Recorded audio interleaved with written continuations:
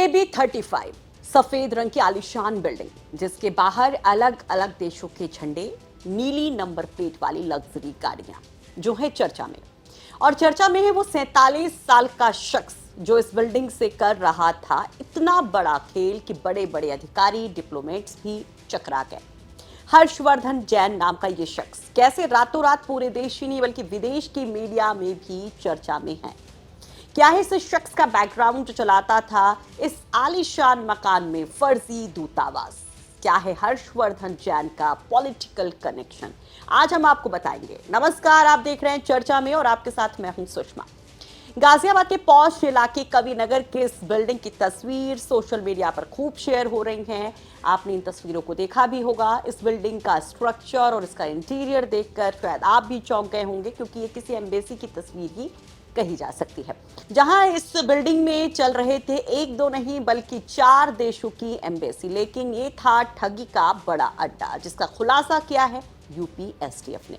हर्षवर्धन जैन, जो खुद को वेस्ट आर्टिका, सोबोर्गा, पोल्विया और लोडोनिया जैसे माइक्रोनेशंस का राजदूत बताता था, वो प्रधानमंत्री और राष्ट्रपति जैसे वीवीआईपीज के साथ फोटो एडिट करके खुद को इंटरनेशनल लेवल पर एक बहुत प्रभावशाली व्यक्ति बताया करता था।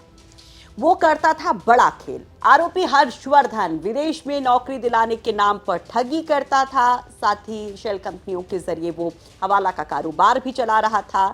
और इसका खुलासा यूपी एसटीएफ ने किया तो हर कोई दंग रह गया। हर्षवर्धन जैन ने पुलिस और जांच एजेंसियों से लेकर सबको घनचक्कर बनाकर रखा था, क्योंकि हर्षवर्धन जैन कोई मामूली आदमी नहीं था। पुलिस और एसटीएफ ने जब इस एक्शन को अंजाम दिया, इस बिल्डिंग पर छापा मारा, तो भारी मात्रा में फर्जी दस्तावेज और संदिग्ध सामग्री बरामद हुई है।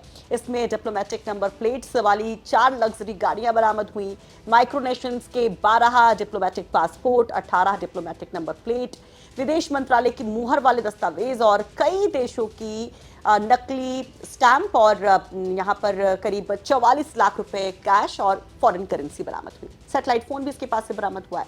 यानी कि हर्षवर्धन जैन का एक तगड़ा कनेक्शन था। खेल बहुत ऊपर तक था, ये कहा जा सकता है। हर्षवर्धन ने लंदन से पढ़ाई की थी और दावों के मुताबिक उसने college of applied science London से एमबीए किया था। हर्षवर्धन जैन के पिता जेडी जैन का काफी बड़ा बिजनेस था। वो मार्बल माइंस का काम करते थे और पिता की अचानक मौत से बिजनेस को काफी नुकसान हुआ, ये कहा जाता है। और उसके बाद इस परिवार की आर्थिक स्थिति खराब हो गई। बताया जा रहा है कि इस दौरान हर्षवर्धन का चंद्रास्वामी से कनेक्शन हुआ। वो विवादास्पद धर्मगुरु जिनके बारे में शायद आपने सुना होगा, तांत्रिक भी थे, चंद्रास्वामी माने जाते थे। वो पूर्व प्रधानमंत्री नरसिम्हा राव के करीबी माने जाते थे।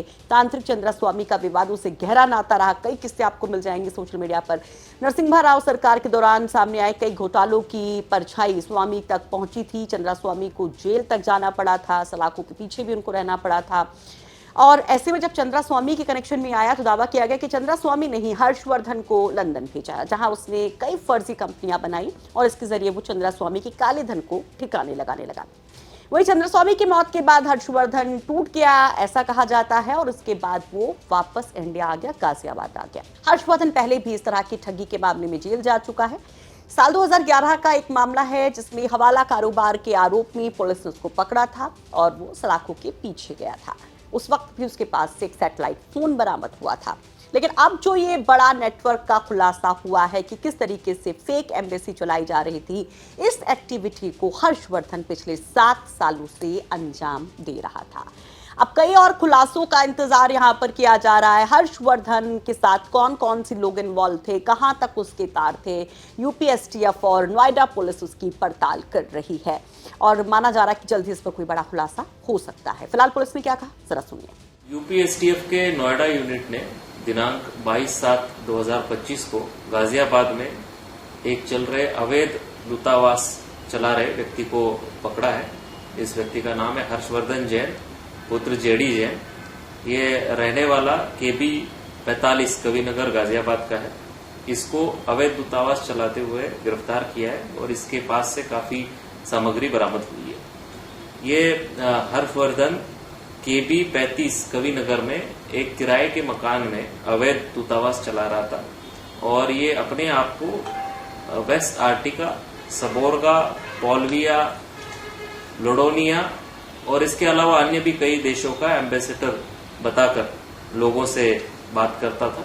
इसके पास से कुछ गाड़ियां भी बरामद हुई है जिनमें इसने डिप्लोमेटिक तरीके की नंबर प्लेट्स लगा रखी है जो किसी भी जगह से अप्रूव नहीं है।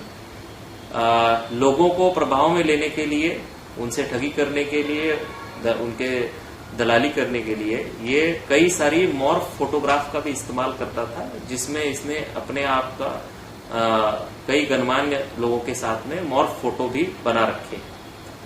इसका मुख्य काम ऐसी आइडेंटिटी दिखा करके लोगों को दलाली करना, विदेश में काम दिलाने का बात कहते हुए लोगों के साथ में दलाली करना, इसके अलावा उनसे ठगी करना और कुछ शेल कंपनियों के माध्यम से हवाला का रैकेट चलाना, ये काम ये करता था। इसको एसटीएफ नोएडा की टीम द्वारा गिरफ्तार कर लिया गया है। यहाँ उल्लेखनीय बात यह भी है कि ये अभियुक्त 2011 में भी एक बार गिरफ्तार हो चुका था। इसके पास से उस समय पे सैटेलाइट फोन बरामद हुआ था और थाना कविनगर में उसके खिलाफ मुकदमा भी पंजीकृत किया गया था। हर्षवर्धन की गिरफ्तारी में उसके पास से 4 गाड़ियां मिली है जिसपे डिप्लोमेटिक तरीके के नंबर डाली हुई नंबर प्लेट्स लगी हुई है।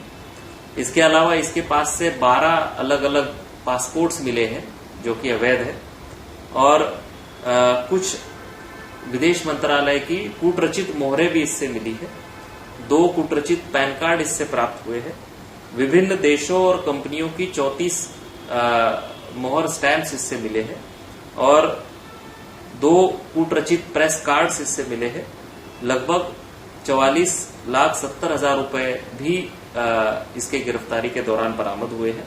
कई देशों की विदेशी मुद्रा भी मिली है जिसमें कोई कंपनियों के दस्तावेज भी हैं और 4 गाड़ियों के अलावा और उनपे लगी हुई नंबर प्लेट्स के अलावा और 18 नंबर प्लेट्स भी इसकी गिरफ्तारी के दौरान बरामद हुई है।